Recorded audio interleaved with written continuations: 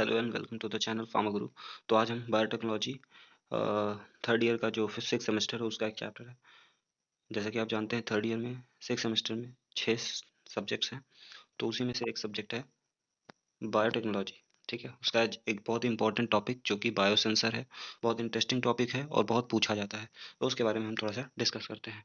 तो बायोसेंसर्स क्या होते हैं? Biosensors are the analytical device that transform a biological response into electrical signal.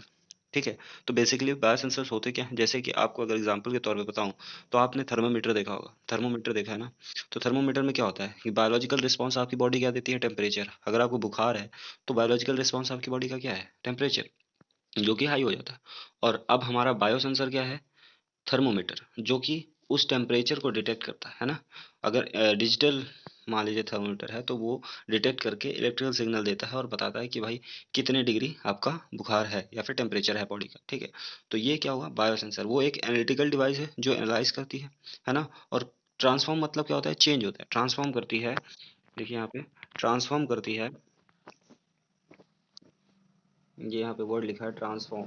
Transform करना मतलब होता है चेंज करना। ठीक है, ट्रांसफॉर्म करना मतलब क्या होता है? चेंज करना। ठीक है, तो वो चेंज करती है बायोलॉजिकल रिस्पांस जो हमारा टेम्परेचर है, इलेक्ट्रिकल रिस्पांस में जो इलेक्ट्रिकल सिग्नल में जो हमारा ये इलेक्ट्रिकल सिग्नल है, ये है ना, इलेक्ट्रिकल सिग्नल है, इसमें कन्वर्ट करती है। ठीक है,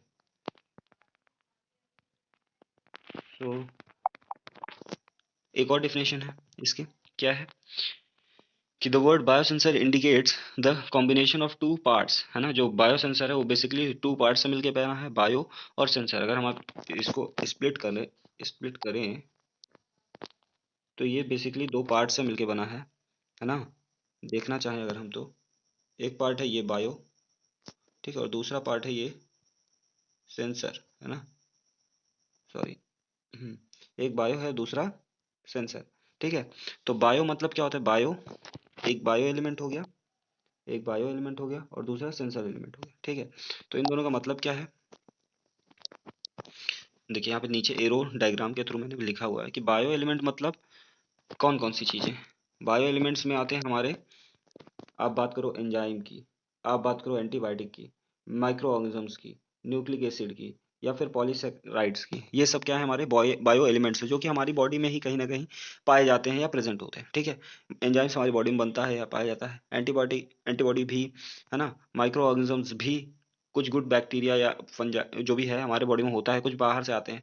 ठीक है, तो वो भी हमारी बॉडी में ही तो पाए जाते हैं ना बेसिकली। तो वो हो गए, फिर न्यूक्लिक एसिड, पॉलीसेकेराइड्स, तो ये हमारे क्या हो गया? Bio element. ठीक है, फिर उसके बाद इसको एरेज कर देते हैं। अगर हम बात करते हैं इधर बायोसेंसर एलिमेंट्स की, तो बायोसेंसर एलिमेंट्स क्या होते हैं? जैसे इलेक्ट्रिक करंट जो सेंस करते हैं ना, इलेक्ट्रिक करंट हो गया, इलेक्ट्रिक कंडक्टेंस हो गया, इलेक्ट्रिक पोटेंशियल हो गया, टेम्परेचर हो गया और इंटेंसिटी हो गई। ठीक है, तो ये सारी चीजें हैं जो सेंसर एलिमेंट्स कहलाती हैं। तो बायोसेंसर बेसिकली दो पार्ट से मिलकर बना है, बायो एलिमेंट और सेंसर एलिमेंट्स। फिर आगे चलते हैं, समझ में आ रहा है ना? बढ़िया है, अगर आ रहा है तो, नहीं आ रहा है तो बताइएगा जरूर कमेंट में। फिर आगे चलते हैं, बायोसेंसर्स के और कुछ पॉइंट्स हम जान लेते हैं। अभी तो ये सिर्फ डेफिनेशन हुई।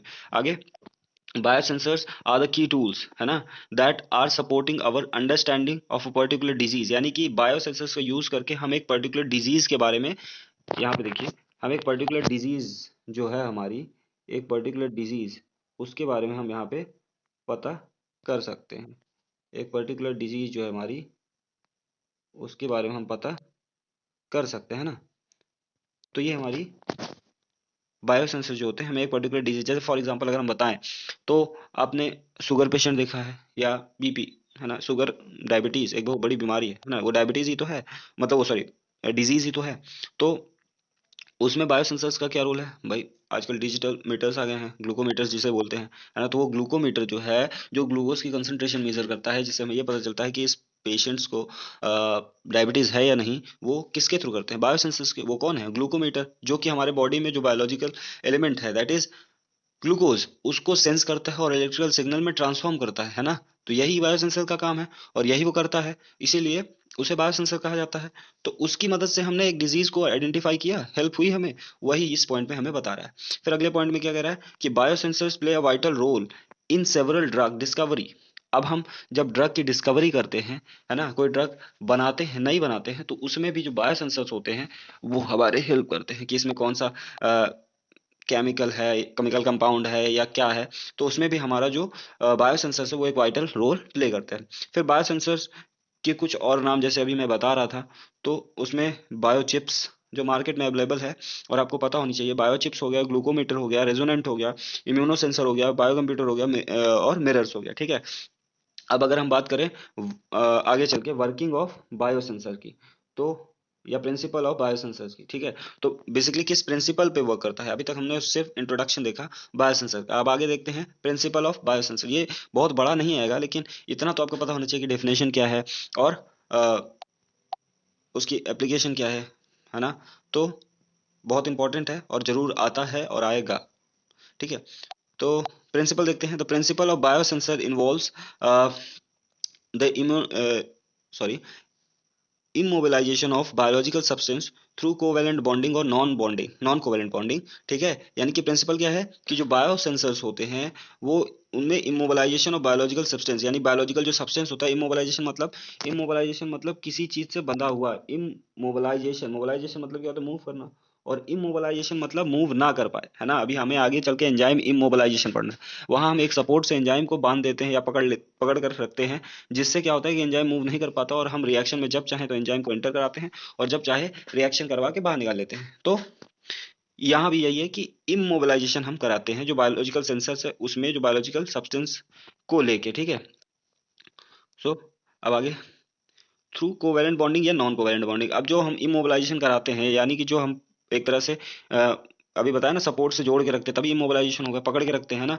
तो वो कैसे होगा, या तो कोवेलेंट बॉन्डिंग होगा यानी कि स्ट्रॉन्ग बॉन्ड से होगा, या नॉन कोवेलेंट बॉन्ड से होगा। ठीक है, दूसरे पॉइंट पे आते हैं। द इमोबिलाइज्ड बायोलॉजिकल मटेरियल, जो अब इमोबिलाइज्ड बायोलॉजिकल मटेरियल जो मूव नहीं कर सकता, जैसे मान लो आपका ग्लूकोज, वो भी क्या है, बायोलॉजिकल मटेरियल ही तो है। ठीक है, are closely linked with transducer. अब वो क्लोजली लिंक्ड होता है ट्रांसड्यूसर से। यहाँ एक बहुत ही इंपॉर्टेंट टर्म है ट्रांसड्यूसर। ट्रांसड्यूसर, ठीक है, एक बहुत इंपॉर्टेंट टर्म है ट्रांसड्यूसर। ट्रांसड्यूसर का मतलब क्या होता है, ट्रांसड्यूसर का मतलब होता है जो एक फॉर्म ऑफ सिग्नल को दूसरे फॉर्म में चेंज करे, है ना। जैसे कि आप लोगों ने पढ़ा होगा इलेक्ट्रिकल सिग्नल को साउंड में कन्वर्ट करना, या साउंड को, हाँ, तो ट्रांसड्यूसर एक फॉर्म ऑफ एनर्जी को, या सॉरी सिग्नल को दूसरे फॉर्म में कन्वर्ट करता है। जैसे फोन में माइक्रोफोन होता है जो हमारे साउंड एनर्जी को जो हम यहाँ बोलते हैं वो इलेक्ट्रिकल सिग्नल में कन्वर्ट करके फिर उसको भेज के दूसरे के पास, दूसरे जिसे आप बात कर रहे हो उसके फोन में जाता है, वो इलेक्ट्रिकल सिग्नल में जाता है, फिर उसके बाद वहां से वो इलेक्ट्रिकल सिग्नल फिर से साउंड में कन्वर्ट होता है, तब स्पीकर के थ्रू आपको सुनाई देता है। तो ये सब कौन कर रहा है, ट्रांसड्यूसर कर रहा है। तो यहाँ पे भी ट्रांसड्यूसर है जो क्लोजली लिंक्ड होगा बायोलॉजिकल मटेरियल से, जो एक फॉर्म को दूसरे फॉर्म में चेंज करेगा। तो ये हो गया दूसरा पॉइंट उसके प्रिंसिपल का।